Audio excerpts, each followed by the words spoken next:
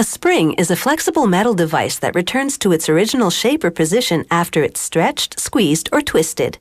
Springs were first used in clocks during the 16th century, and starting in the late 1800s, in chair seats and bedding. Today, springs pop up all over. They're crucial components of modern technology. Different types of springs include compression on the right and extension on the left. During use, these torsion springs will twist at one or both ends. Workers start with rolls of steel cord. The cord diameters range in size depending on the type of springs being made. A machine called a de-reeler unwinds the roll, feeding it to a computer-guided forming machine. This forming machine forces the cord through a channel, shapes it into a coil, and then cuts it into segments.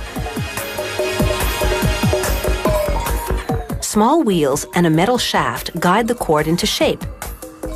These are torsion springs for use in the automotive industry, which relies heavily on a variety of springs. The average car, for example, has about 350 of them. A cone-shaped yellow sensor detects the correct angle of each spring. A good reading is required, so the machine can move the next spring forward through the channel to be formed. This machine can produce up to 2,000 springs per hour, depending on their size. Here, another larger forming machine creates extension springs that are nearly 16 centimeters long. A mechanical arm grabs the coil and chops it into segments after it's formed in a channel. As the coil emerges, another mechanical arm steadies it to prevent it from vibrating. This keeps the spring's tension constant, enabling the machine to produce at top speed.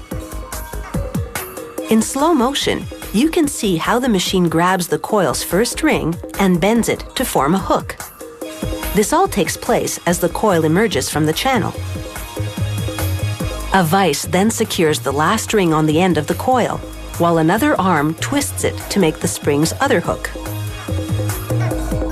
Slowed down, you see how two arms surround the coil being held in the vise. One arm then grabs the last ring, while the other arm twists it upward. This machine makes compression springs, a model with tapered ends that's often used in seat belts. A metal probe detects the correct length of the springs after they're formed. The machine has 4 rotary shafts, called cams. A computer ensures each spring has the desired specs. The springs are also heated to relax the metal. This gives them the ability to retain their shape after flexing. Another machine creates longer, thicker torsion springs. It shapes the cord into a coil with a shaft and then passes it over a tube to steady it. This ensures the spring will have the required tension. Springs can be as thin as human hair or as thick as a broom handle. Train wheels, for instance, include some of the industry's thickest compression springs. This machine makes another type of spring, often called wire forms. They're flexible steel cords curved or bent at an angle.